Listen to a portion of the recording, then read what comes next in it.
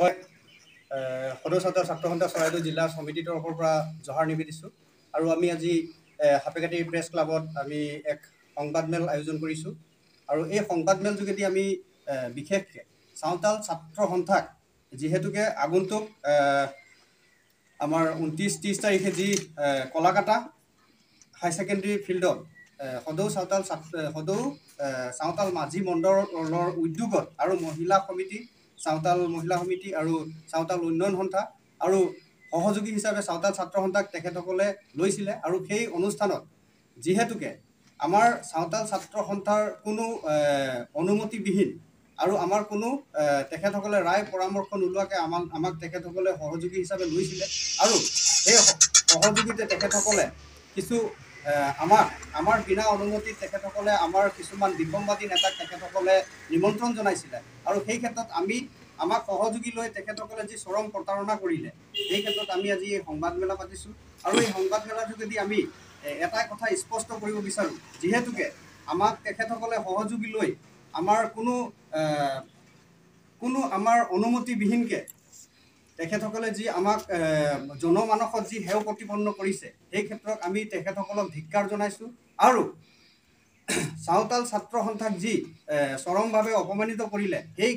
খাতিৰত আমি তেখেতসকলে আমাৰ অনুমতিবিহীনভাৱে যিহেতুকে আমাৰ গোটেই কাৰ্যকলাপখিনি আমাৰ নাম অন্তৰ্ভুক্ত কৰিছিলে কিন্তু আজি আনুষ্ঠানিকভাৱে আমি চৰাইদেউবাসী চাওতাল ৰাইজক অৱগত কৰিব বিচাৰোঁ বা অসমবাসী চাওতাল ৰাইজক অৱগত কৰিব বিচাৰোঁ যে এই ক্ষেত্ৰত চাওতাল ছাত্ৰ সন্থা আমি তেখেতসকলক যি সহযোগিতা সম্পূৰ্ণভাৱে উঠাই লৈছোঁ আৰু অনাগত দিনত যদি এই ক্ষেত্ৰত কিবা যদি বাঘা বিঘিনি বা কিবা অপ্ৰীতিকৰ ঘটনা হয় ইয়াত কিন্তু চাওতাল ছাত্ৰ সন্থাৰ কোনো জগৰীয়া নহয় আৰু এই চৰতে মই আৰু এষাৰ আজিৰ সংবাদমেলতে এষাৰ কথা কৈ থওঁ যে তেখেতসকলে যি চাওতাল বিৰোধী নেতা যিহেতুকে চাওতালসকলক অসম চৰকাৰে যিহেতুকে আমাৰ চাওতাল লিপিক অলচিকিক অনুমোদন জনাইছে আৰু সেই অনুমোদন জনোৱা ৰিমান চৰেণৰ গ্ৰুপে আৰু তেখেতসকলৰ ছত্ৰছায়াত থকা চাওতাল সাহিত্য সভাই যিহেতুকে এই গোটেই ক্ষেত্ৰত আপোচ কৰিছে আৰু তেখেতসকলে এই ক্ষেত্ৰত মনে মনে তেখেতসকলক সহযোগী প্ৰদান কৰা এজন নেতাক আমাৰ মাঝি মণ্ডলে যিহেতুকে চৰাইদেউত নিমন্ত্ৰণ জনাইছে এই ক্ষেত্ৰত আমি সেই নেতাজনৰ বিৰোধিতা কৰিছোঁ আৰু মাঝি মণ্ডলক এই কাৰ্যকলাপক আমি গৰিহণা দিছোঁ ইয়াৰ লগে লগে আমি চৰাইদেউবাসী ৰাইজক আহ্বান জনাওঁ যে আপোনালোকৰ কষ্টৰ গাঁঠিৰ ধন যাতে নিজৰ কলা কৃষ্টি নিজৰ সংস্কৃতি নিজৰ ভাষা আৰু নিজৰ মানে লিপিৰ বিৰুদ্ধে এক অনুষ্ঠানত আপোনালোকৰ গাঁঠিৰ ধন ব্যয় নকৰিব আৰু এনে এক অনুষ্ঠানক আপোনালোকে সহযোগ নকৰিব বুলি আমি সদৌ চাওতাল ছাত্ৰ সন্থা চৰাইদেউ জিলা সমিতিয়ে আজিৰ এই সংবাদমেল যোগেদি আহ্বান জনাইছোঁ মূল বিষয়টো কি আছিলে মূল বিষয়টো কিয় আপোনালোকে প্ৰতিবাদ কৰিছে হয় মূল বিষয়টো হ'ল যিহেতুকে তেখেতসকলে আমাৰ বিনা অনুমতি তেখেতসকলে আমাক চাওতাল ছাত্ৰ সন্থাক সহযোগী অন্তৰ্ভুক্ত কৰিলে আৰু আমাৰ যি চাওতাল ছাত্ৰ সন্থাৰ দুটা ফৈদ আছে এটা ফৈদ হ'ল মিণ্টু হেমব্ৰম গোট যিটো চাৰণা চাওতাল আমি অলচিকি সমৰ্থনকাৰী আৰু এটা ফৈদ হ'ল যিটো ৰিমান চৰেণৰ গ্ৰুপ যোনটো নেকি তেখেতসকল ৰোমান লিপি ফৈদৰ গ্ৰুপ তো আমি চাওতালসকলৰ নিজস্ব ভাষা সংস্কৃতি আছে আৰু এই ভাষাৰ লিপি আছে আমাৰ অলচিকি লিপি আৰু সেই অলচিকি লিপিৰ বিৰোধী এটা সংগঠনৰ নেতাক যিহেতুকে আমাক সহযোগী ৰাখি তেখেতসকলে তাত তেখেতক নিমন্ত্ৰণ জনোৱাৰ কাৰণে এই চৰম অপমানিত হোৱাৰ কাৰণে আমি আজি এই সংবাদমেলখন পাতিছোঁ আমি অৱগত কৰিব খুজিছোঁ যে সদৌ চাওতাল ছাত্ৰ সন্থাক সহযোগী সংগঠন হিচাপে মাঝি মণ্ডলে যিখন অনুষ্ঠিত কৰিব লৈছিল ভাষা সন্মিলন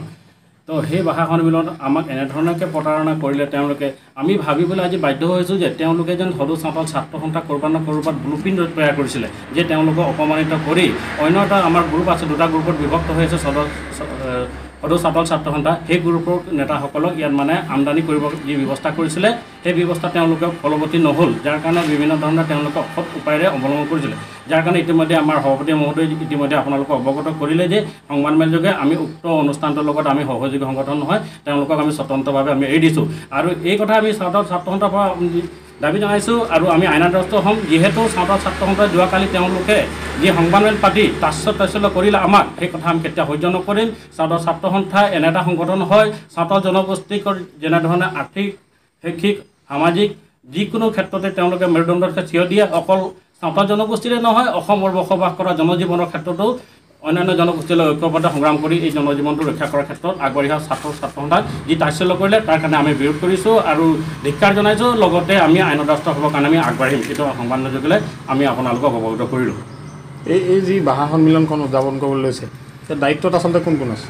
দায়িত্বত এনেধৰণে হ'ব লাগিছিলে, যিহেতু সহযোগী সংগঠন হ'ল তেওঁলোককো দায়িত্ব ৰাখিব লাগিছিলে। ইয়াত এটা মাঝি মণ্ডলে তেওঁলোকে সৰ্বসৰ্বা হ'ব খুজিছে আৰু তেওঁলোকৰ নেতৃত্বতে চলাব খুজিছে এই ব্যৱস্থাটো। গোহাৰিখন প্ৰস্তুত কৰিলে গোহাৰিখন আনুষ্ঠানিকভাৱে আমি উন্মোচন কৰা হওক, গৃহীত কৰা হয় সৰ্বদলীয় বহি পিনি গৈ, কিন্তু তেওঁলোকে সেইটো নকৰি ছ'চিয়েল মিডিয়াত পেজ ভাগ কৰি তেওঁলোকে প্ৰচাৰ কৰিলে আৰু যাৰ পৰিপ্ৰেক্ষিতত আমাৰ দৃষ্টিগোচৰ হ'ল। আমাৰ শুভাকাংক্ষীয়ে জনালে যে যিজন ব্যক্তিৰ নাম তেওঁলোকে সন্নিৱিষ্ট কৰিছে এইজন মানে চাওতাল বিৰোধী ব্যক্তি বুলি আমি ক'ব খোজোঁ। চাওতাল জনগোষ্ঠীক চিনাকি কৰাই দিয়া মূল ব্যক্তি হ'ল পণ্ডিত ৰঘুনাথ মুৰ্মু। তেওঁ এই যে অলচিকি লিপি যি উদ্ভাৱন কৰিলে, উদ্ভাৱনৰ লগতে ভাৰতবৰ্ষৰ লগতে বিশ্বৰ যিকোনো জেগাত চাওতালসকল একত্ৰীকৰণ যি প্ৰক্ৰিয়া কৰিলে আৰু ভাৰত চৰকাৰেও এইটো বড়ো ভাষাৰ লগতে অন্যান্য ভাষাৰ লগতে স্বীকৃতি প্ৰদান কৰি অষ্টম অনুসূচীত অন্তৰ্ভুক্ত কৰিলে। যাৰ ফলত অসম চৰকাৰেও এই আগন্তুক